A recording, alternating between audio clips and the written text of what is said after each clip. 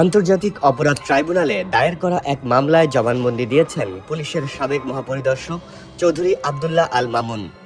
5 পৃষ্ঠার জবানবন্দিতে 2018 সালে ভোট জালিয়াতি, গুম, খুন ও জুলাই আন্দোলন দমনে মারণাস্ত্র ব্যবহার নিয়ে তিনি নিজের বক্তব্য তুলে ধরেছেন।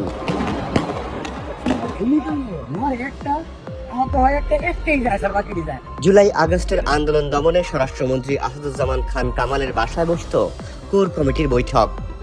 19 জুলাই থেকে প্রায় প্রতি রাতে হওয়া এই বৈঠকের একটিতে বৈষম্য বিরোধী আন্দোলনের সমন্বয়কদের আটকের বিষয়ে সিদ্ধান্ত হয় বলে জানান মামুন। ওই সিদ্ধান্তের পরিপ্রেক্ষিতে ডিজিএফআই ও ডিবি প্রধান হারুনকে আটক করার দায়িত্ব দেওয়া হয়। আন্দোলন দমাতে এক পর্যায়ে হেলিকপ্টারের মাধ্যমে আন্দোলনে নজরদারি, গুলি করা ও ভীতিকর পরিবেশ সৃষ্টির উদ্দেশ্যে গোপন পরিকল্পনা করা হয় বলে জবানবন্দিতে জানান তিনি।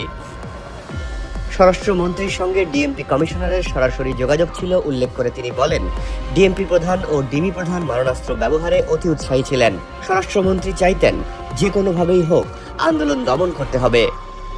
গত বছরের 18 জুলাই ডিএমপি কমিশনার প্রকাশ্যে চাইনিজ রাইফেল ব্যবহার করে গুলি করার নির্দেশ দেন। সাবেক এই র্যাব প্রধান আরও বলেন, র্যাবের মাধ্যমে কোনো ব্যক্তিকে উঠিয়ে আনা বা গুম করার নির্দেশনা বা ক্রস ফায়ারে হত্যা করার মতো সিরিয়াস নির্দেশনাগুলো সরাসরি প্রধানমন্ত্রীর দপ্তর থেকে আসতো বলে তিনি শুনেছেন। তবে তার সময়ে তিনি এরকম কোনো আদেশ পাননি বলে জানান। দীর্ঘদিন গুম থাকা ব্যারিস্টার আরমান টিএফআই সেলে বন্দী ছিলেন বলে জবানবন্দিতে জানান সাবেক আইজিপি। তবে তাকে অনেক আগে তুলে আনা হয় এবং র্যাবে তার পূর্ববর্তী ডিজি বেনজির আহমেদের দায়িত্ব হস্তান্তরকালে ব্যারিস্টার আরমানের আটক থাকার বিষয়টি তাকে অবহিত করেন। 18 নির্বাচন প্রসঙ্গে মামুন বলেন, সে সময় তিনি ডিআইজি ঢাকা রেঞ্জ হিসেবে কর্মরত ছিলেন।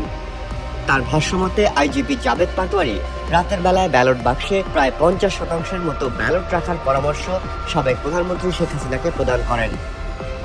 বৈষম্য বিরোধী আন্দোলনকে দমন করতে গিয়ে সরকারের নির্দেশনায় এবং অতি উৎসাহী পুলিশ অফিসার ও পুলিশ বাহিনীর অতিরিক্ত বল প্রয়োগ এবং জনগণের ওপর গুলি করা সহ নির্বিচারে নির্যাতন, গ্রেপ্তার ও অসংখ্য মানুষকে আহত ও হত্যা করায় সাবেক পুলিশ প্রধান হিসেবে জবানবন্দিতে অনুতাপ ও ক্ষমা প্রকাশ করেন সাবেক আইজিপি মামুন।